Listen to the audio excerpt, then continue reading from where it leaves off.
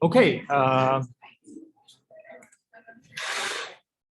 Okay. Let's try to continue with chapter 12. I like to cover two topics. One, of course, is continuing on the operator overloading. This is on the subject of what do we call relational operator overloading, which is a concept that first time you probably see this in this class is combining template with operator overloading, which is something that you don't have to worry about because we will talk about template toward the end of the quarter. But right now you got to kind of use it but without learning too much about what it is. So this is essentially what we talk about. In operator overloading, the top one is the one we specify. Okay, box 1 greater than box 2. And then this is how you define operator overloading, just greater than, and then automatically it will, the first operand in the operator will be the one is the object that's going to host this operator member function. And the second operand, which is box 2, it became the parameter for that member function that box 1 is hosting. Okay, so this is what we talked about, that you can define this. And just let you know, I already hinted this already. This you have to use it very carefully because it actually breaks encapsulation. We have seen that encapsulation is a concept that we want to make sure that the caller, or whoever want to use this class definition, they should not need to understand the internal of a member function or how you actually implement an object. But because of the operator overloading, for example, I want to compare two persons. If you have compared two persons, we talk about, I mean, are you comparing their score, or comparing their age, or comparing whatever, or maybe they're just trying to compare the blood pressure of this particular person. So in order for us to see exactly what they're comparing, you essentially have to expose the information about what you're comparing between these two objects, because there could be quite complicated. And therefore, sometimes any more complicated comparison between two objects is usually better not use operator overloading, but instead just spell out, say compare blood pressure, or compare age, or compare whatever score or number days of school they have spent at UC Davis. So the thing is that we can just think about this. So use it very carefully. And the other alternative, oh, wait, what happened?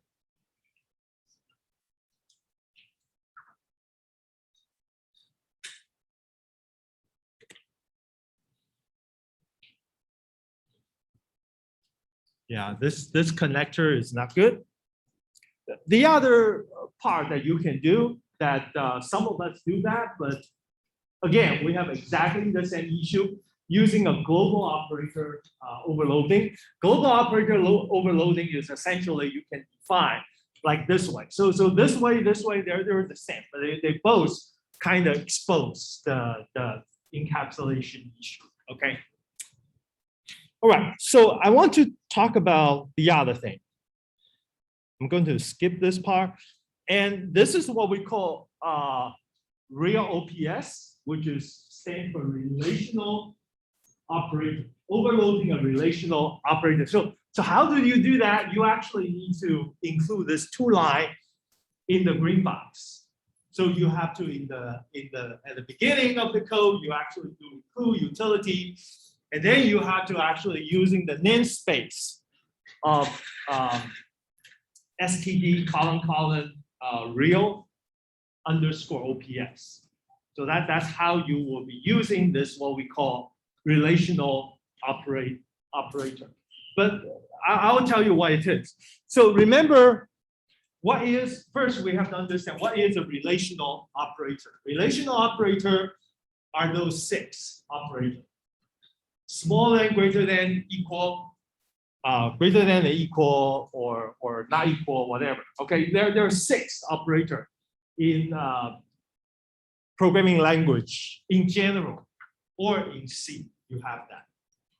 Okay, so what is the difference between the regular operator overloading and when you try to include those 2 lines, the utility, and then you try to use operator overloading?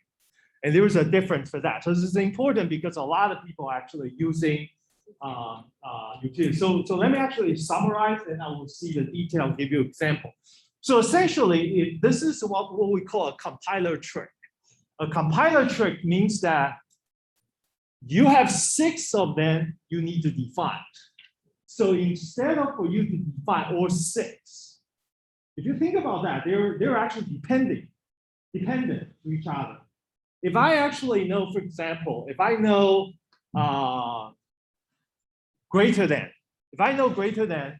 then I should know smaller than or equal than. This is like a logical expression, right? If you know the answer to greater than between 2 objects, then you just basically invert the result. From greater than, you will have smaller than or equal than. Okay, so you can see that those 6 are actually equivalent. So essentially what relational operator overloading template is that you only need to specify 2 of them. And then it's basically the compiler will generate the other 4 for you. So that's what the template really are doing, okay? So let me actually compare this 2 pieces of code. Okay, this is nothing logical, it's just by design. So if you don't know the answer, that's fine. It's perfectly okay. So I have a 2 pieces of code. What's the difference between the 2 pieces of code? Assuming they both actually include that 2 line in the green box. Yes. Yeah, assuming you have that.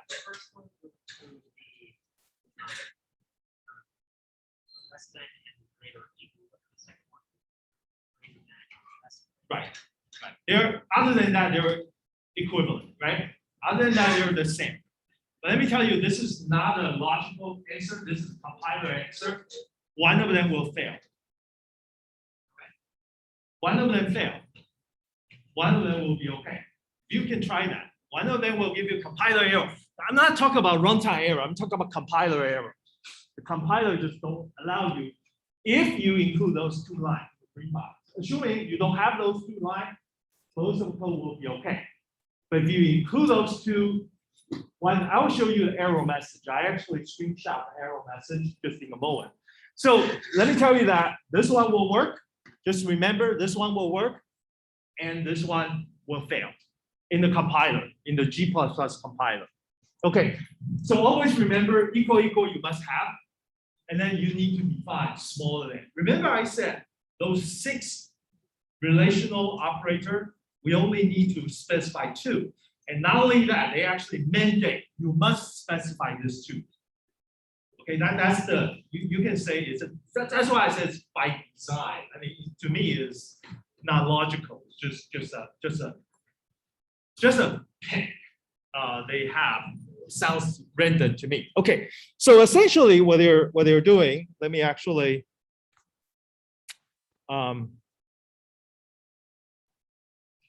I'll go for this one.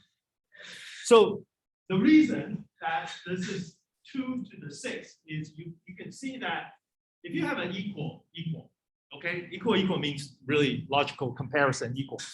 If you have the equal defined, then essentially you have not equal. You just take whatever result and just put the negative in front of that. That will give you the result of not equal, right? So essentially, I have first one, I have that one. And I said, if I have this one smaller than, then I actually have a greater than and equal. I already have that, all right? So because I actually put the negation, then I'm going to get my result. So essentially, I cover, with this 2, I already covered 4. Okay, now with this 3 together, you can actually define the rest of this as well. Okay. If you think about that, just make it more complicated. Just show you an example. You can have a 2, but you can, get all of them. Okay, if you actually do that, then essentially you can actually have all 6 of them together. Okay, if you define those 2, then you can have all 6 together. So the arrow message I'm going to show you is this page. If you actually use the second piece of code I show you later, it's actually going to tell you that you have some compiler error, and it's referring to a file. So the reason I want to show this error message, not just only show you that one option won't work, but more importantly, that this compiler error provide you a message for you to find the real answer behind it. Okay, so you can see that if this is, I'm running this on a MacBook, so therefore this is the relative file paths on MacBook about where I can find this file utility. Is actually give you, that is exactly line number 238. So this is sometimes help as a C programmer or C++ programmer. Try to look for information like this in the error message. They actually help you to understand a deeper level of knowledge about what the system is actually working. So if you're using Ubuntu or using other platform, this path might be somewhat different. Okay, but you need to run this in order to see where that is. Well, you can actually search for that. So if you go to this place, utility, that's just an include file. And let's see what that include file looks like. In fact, the include file inside over there only contains 4 templates for those remaining 4 operators. That's not being defined. So essentially, there are 4, not 6. Because why? Because it's assuming if you use this, the other 2 is already done. So you're using those 2 to actually implement this 4 as a template. You can see that the first one is not equal, and the way they define is not equal is actually using equal. So you can think now, if you didn't define it, then essentially it has trouble because I don't have a operator defined for comparing these 2 objects. And the same thing for smaller than, for greater than, for smaller than and equal, as well as for greater than and equal. You can see that if you have all 4, they're all using, they're all using the operator smaller than, but watch out, they reverse the operand order. Here is a y to x, that one is x to y. Okay, so you can use this 2, then immediately you use all kind of manipulation. You implement the other 4. If you check the file, you will actually see only those 4 are defined, which means that if you use this template utility, we are responsible to put the other 2. Okay. Yes, please. That's the name here. The bottom right. This one. Both of them. Actually, because it's too long, I kind of cut it. Oh. Yeah, there are 1, 2, 3, 4. The second one. Yeah, the second. Yeah. I thought this one was the next. That's what I'll do. This one is greater than, right? Yeah, that's data. Right. So the greater than is basically using the reverse y and x to be smaller. They use smaller, but they use reverse, these 2. Yeah, they got this one. Yeah. Okay. I do want to say, just tell you that the concept of template, you can see that the template is defined something called class. You'll see the first line template, class underscore TP, right? So that underscore TP, when you use this template, it will replace that with whatever class you want to apply.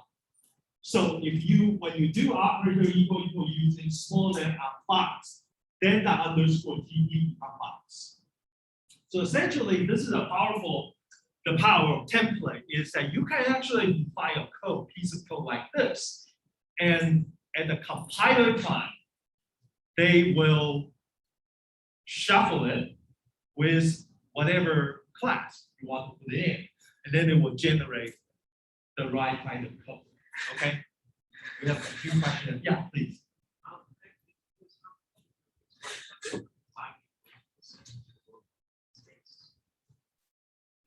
Oh, why we want to use the second line, right?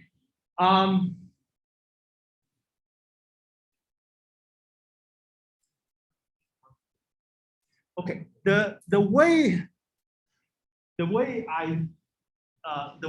my interpretation, I think I always put that one because if I don't put that, then whenever I use any kind of operator, whatever, I have to add std colon in front of it. So that line, what it's doing using namespace std rel ops, is that if I want to use anything that from that namespace, I have to use std colon.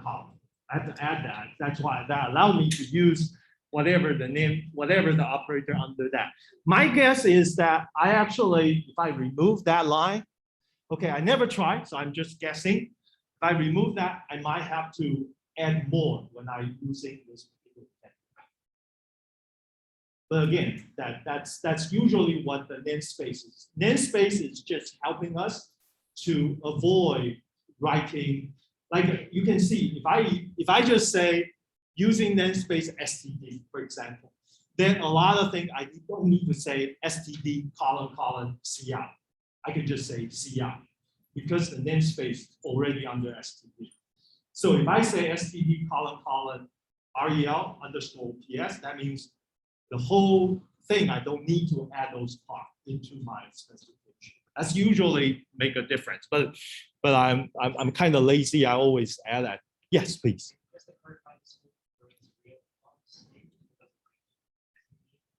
No, only bring those real ops, those 6, not the rest of the. So the rest of the operator overloading, we can still do that, but those will not be covered by this particular template. In fact, it's a good question. If you have operator overloading on other operator outside of the 6, and when we do this, those 6s basically go by default over here. And whatever you define on top of that is actually going to be, I'm actually thinking whether it will override. It might actually override the one that's defined by the, but we never do that. Usually we just have the 6 protected using rel ops if you want to use the template. Yeah. Good, okay, any other question? Yes, please.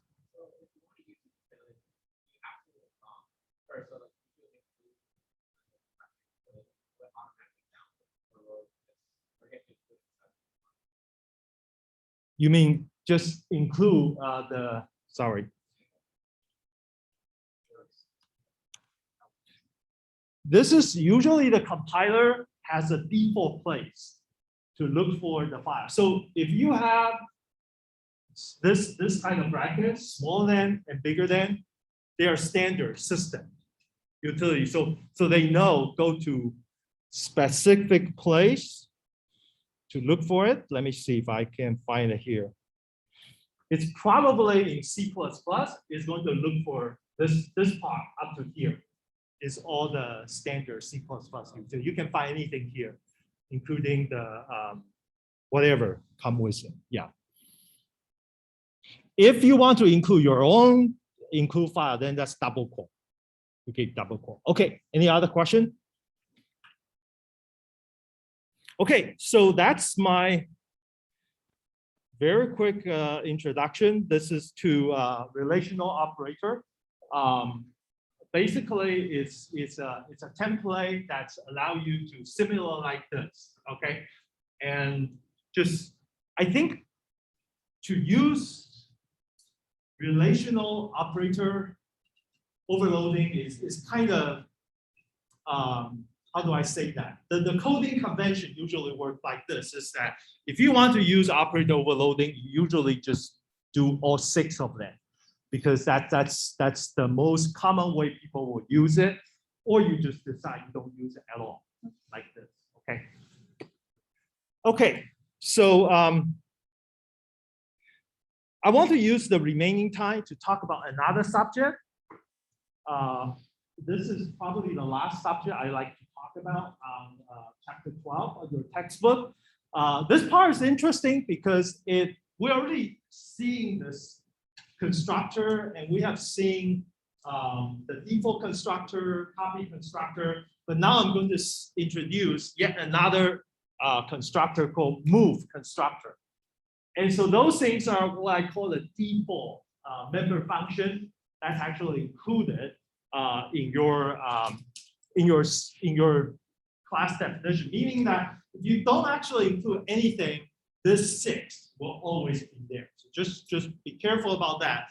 And this, by the way, is from the page of your textbook from 374 to 380. There's 7 pages. It gives some extra information if you want to take a look. And I found this is an important topic because constructor especially talk about the difference between copy constructor and move constructor. This is sometimes confuse people. Okay. So number 1, as I said, I define a class. This class is really simple. It's called class data. If you look at my definition on the left top corner, it has only one attribute, public attribute called integer value. And that's it, just one line. But in reality, that one line got translated to another 6 lines that's being automatically added to your code, even if you don't specify them. So this 6 lines, including 3 lines about constructor and 1 about default destructor, and then 2 other lines for what we call assignment operator. So the first, of course, is the default constructor data. It basically does nothing. Just essentially allocate memory space and just give the user an object, but the initialized value is not guaranteed depending on the platform. The second line, the green line, is what we call a copy constructor. We have seen that last time. So copy constructor is essentially you pass an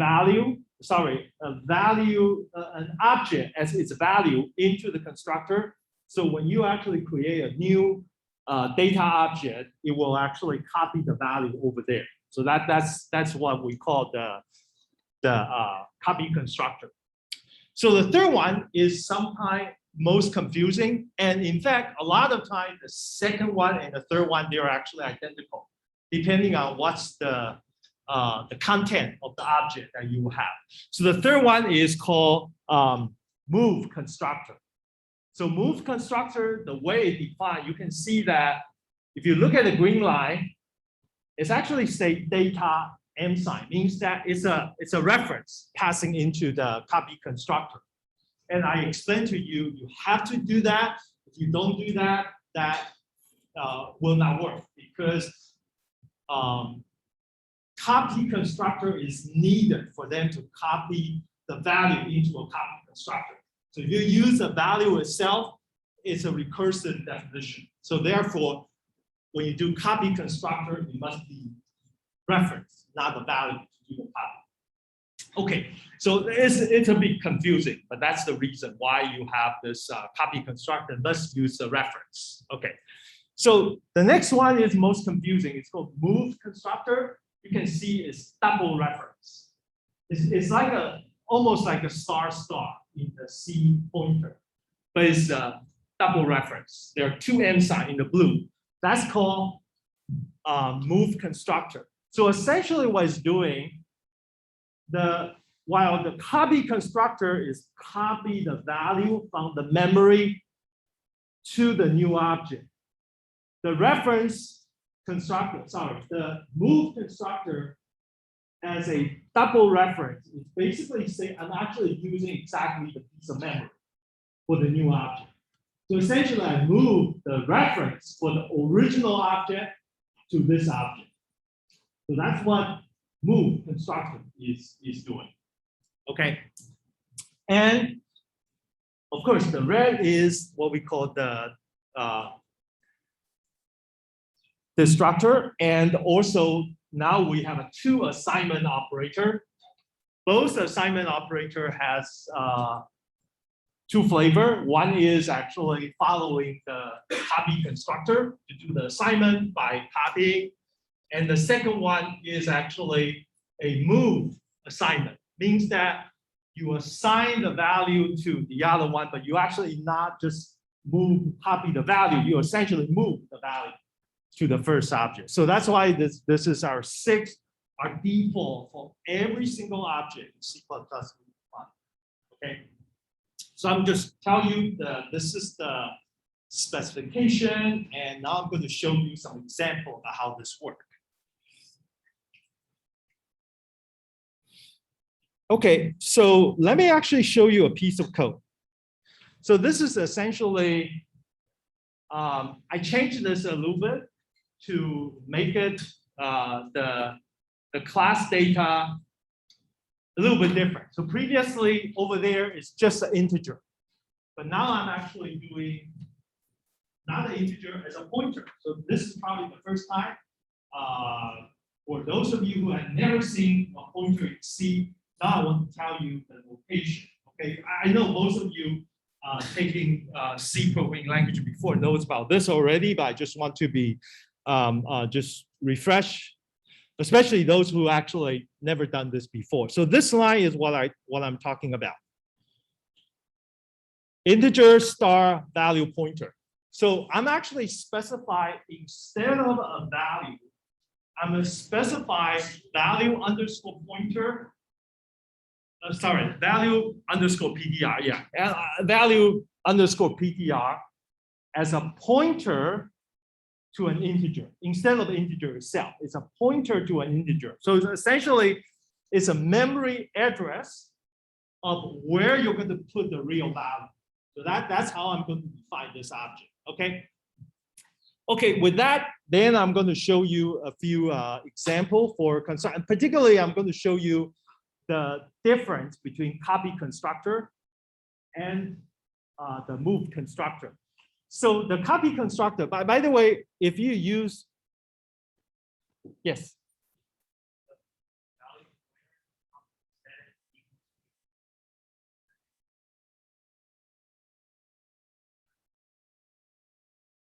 Oh, no, you can just, this is okay. Yeah, okay. So I guess you're asking for this line, right?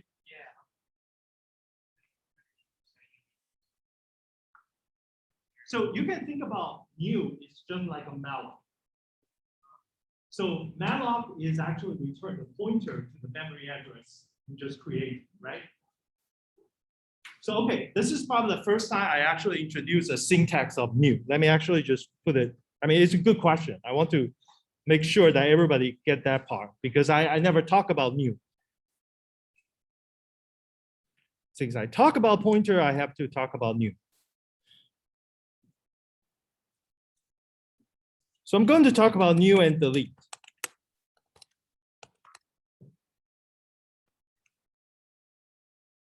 Let me try to use a different font.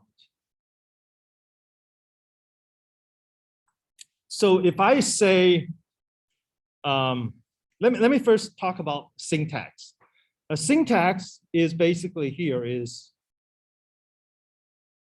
pointer to say a class X is equal to new X.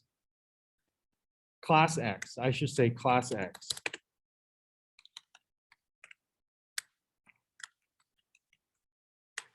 And maybe optional, there are some parameter. Yeah, the screen doesn't like me today. Okay. The reason why because if it's C, you have to put Oh, no. This is, okay, let me actually say that compared to the C syntax. Whenever I touch this, it's flipped. There's something wrong with the connection. Hold on for a moment.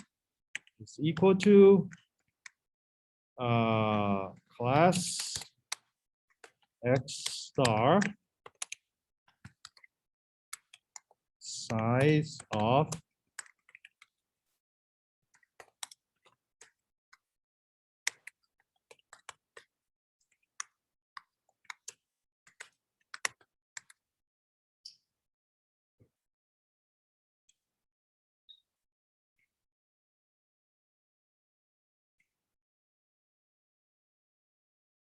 okay, can you see this? All right, good.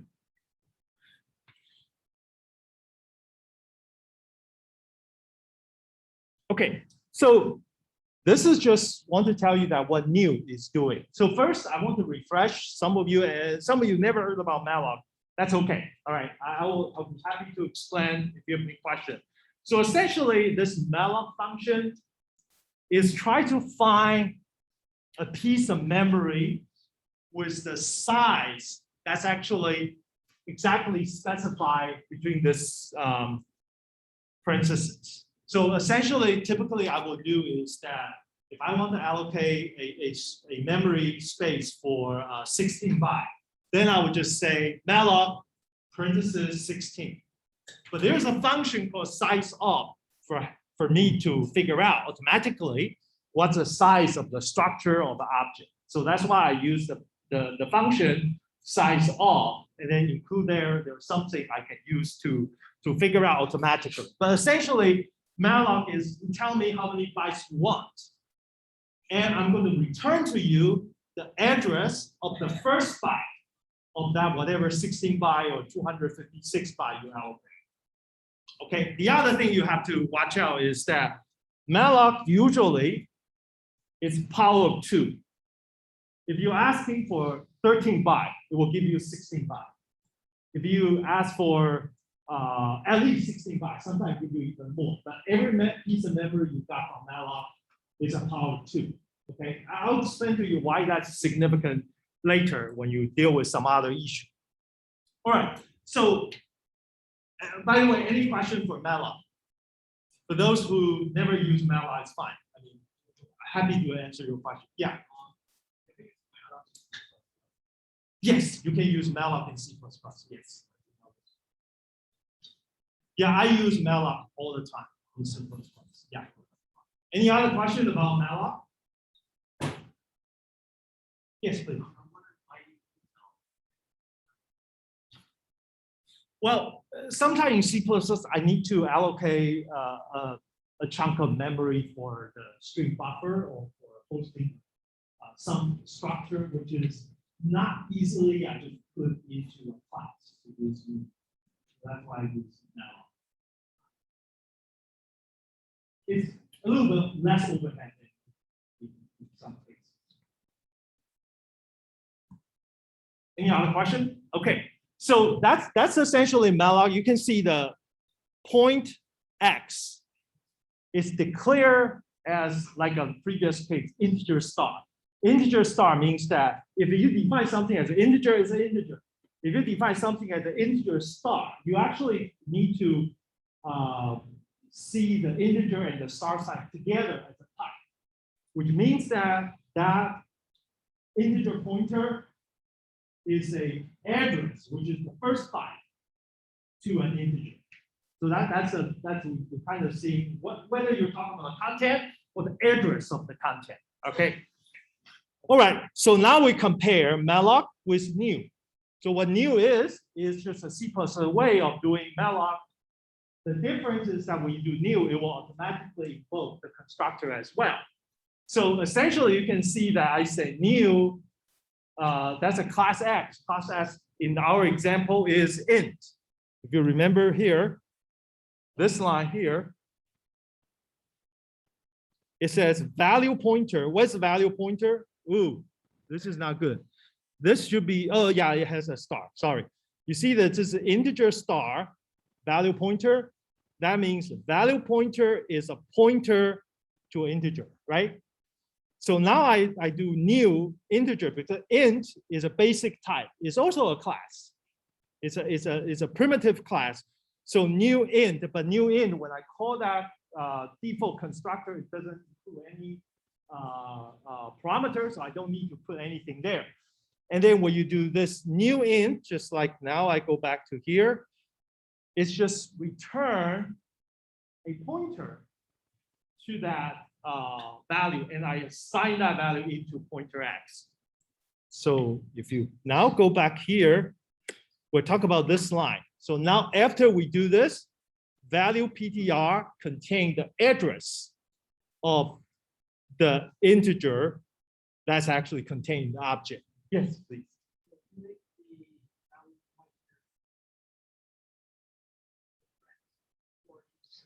Right.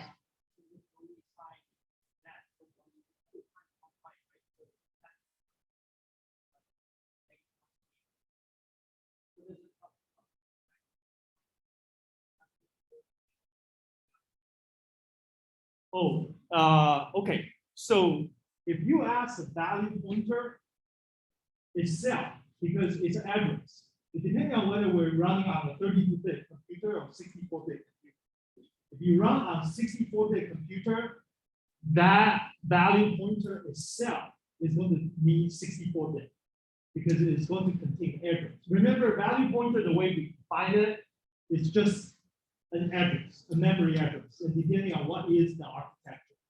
So by the way, this is horrible for compared to other programmers because I don't think in Python you ever need to worry about what's the memory address size. So in C or C++, it's so important. We need to write our code to be platform sensitive. So depending on what platform we're doing, the memory address is going to be different. Yeah. Okay. So that's the memory for value pointer. But what's the size of integer? Now we talk about whether it's 1 byte, short integer is usually 2 bytes, and then again, integer is probably 4 bytes, and long probably 8 bytes. So that's also going to be platform dependent. Okay, before we actually get into that, by the way, you're writing C program. If you run different platforms, those numbers might change. It's not standard. That's why we use size of to figure out what it is. Okay, so now going back to your question, assuming integer is 4 byte in this machine, this is actually going to give you whatever, maybe let's assume a 64-bit computer. This is the common platform today. So this one is going to take 64-bit, 8 byte already. But when you do new int, it's actually going to create another 4 byte somewhere in the memory. It's actually going to find another 4 byte, but then the address of that first byte, the 4 byte, is going to put it in this 64-bit. That's what it's doing. That's the business of the C pointer. I don't want to say pointer because other languages they have a pointer, but the way they treat pointer is totally different from C and C++. Yes. So you were allocating memory for the class. No, I'm actually, if you look at the memory, it's actually going to have two pieces. One piece is a memory for class data. In class data, when you allocate memory, that variable in whatever value pointer is included. But when you do new int, this is going to be another piece of memory outside of this object somewhere. Is most likely in a memory location we usually technically call HEAP, H-E-A-P. There is a regional memory in any C++ environment. It's belong to operating system. In fact, if you take ECS 150 later, you'll see the glorified detail. But essentially, there is a region called HEAP, and all the HEAP memory is stored for things like Malloc and new. And if anything is static allocation, there's actually going to be put out another memory region called stack. So just let you know, C programmer, gradually you will see this problem, is that whether this memory is on the stack or this memory is on the heap. There is a little bit different there, yeah. Okay, but to be honest, before you take one EC as 150, it's fair to say you don't really need to know where hip is and where stack is. But my illustration, back to your question, is it's two different memory regions. Okay, yes, please. Yes, if it is a 64-bit platform, it's 8 bytes.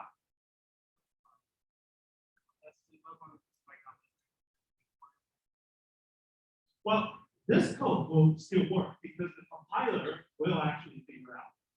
You see that in this code, I didn't actually say whether it's a 32-bit or 64-bit. Because the way I do it is I'm using, for example, a library function like size of to help me automatically figure out. So that's why this code is okay for 32 bits. But in some of the cases, when I need to convert integer to say, this is I'm not saying this is the most common things to do, but a lot of the time what we're actually converting an integer to a memory address. However, if the integer is 32-bit, if the memory address is 64-bit, then apparently we need to be careful about how we do that kind of conversion. Right. You need to worry about that when you deal with that case. Okay. Okay. Any question about? I know this first time, especially for those who never seen this kind of syntax before. This is the first time I'm going to repeat this again and again and make sure you all understand. And but I do want you to start to accepting it and then see which part are bothering you. I mean, let me actually just. I have 4 minutes. I should actually talk a little bit more because this, but I want to tell you that this is my instructional philosophy. For anything new that's actually kind of make you feel confused and you don't understand, I really want you to get your help to tell me or the TA or the rest of the class in the Discord about exactly which line. Because think about the programming language is a language. It has its linguistics. It's a communication. So now we're just, instead of communicating using English, we're actually communicating using a programming language. Therefore, if you show us which lines of the linguistics you don't understand or kind of confuse you, that will help me and the TA to really quickly to get back to you on how to resolve that particular issue. Okay, there are so many things I can. If I'm going to go through everything, it's actually going to take forever to go through every single syntax. But like this piece of program, you might be have trouble to understand a particular part, and I would be really happy to address that part, and that will help other students as well. Okay, so let me actually finish this too, and then we can continue. I have 3 minutes. So if you understand the new int, that's actually new int is just creating memory space. I have 2 constructors. The first part is copy constructor. The second part is move constructor.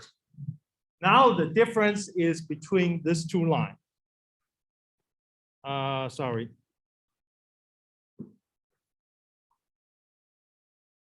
Is this the line? No, I'm going to skip this. I'll go back to this one and use this line. It's actually between this line here in the move constructor and this line here. So let me tell you what copy constructor is doing. Copy constructor is exactly at where my mouse is pointing. It's essentially I set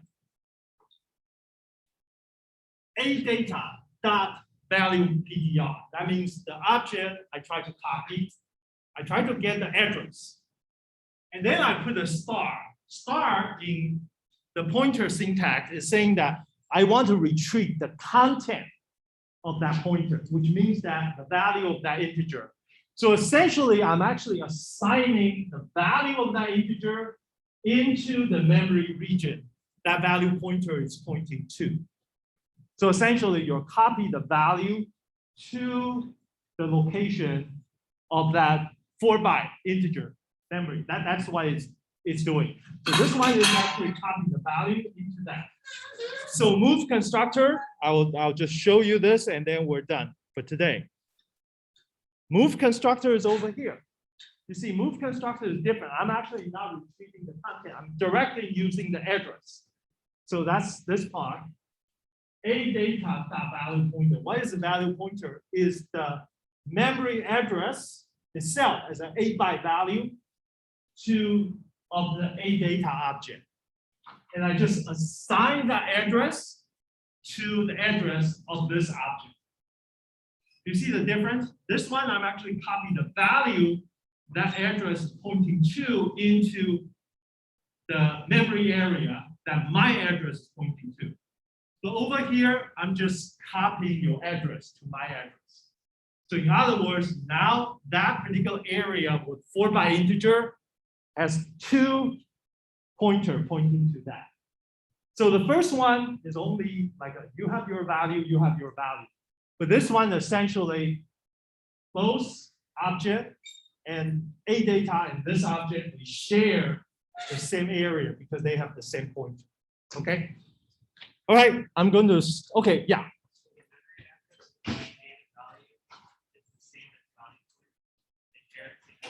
Yes, the value pointer of A data is exactly the same as the value pointer here.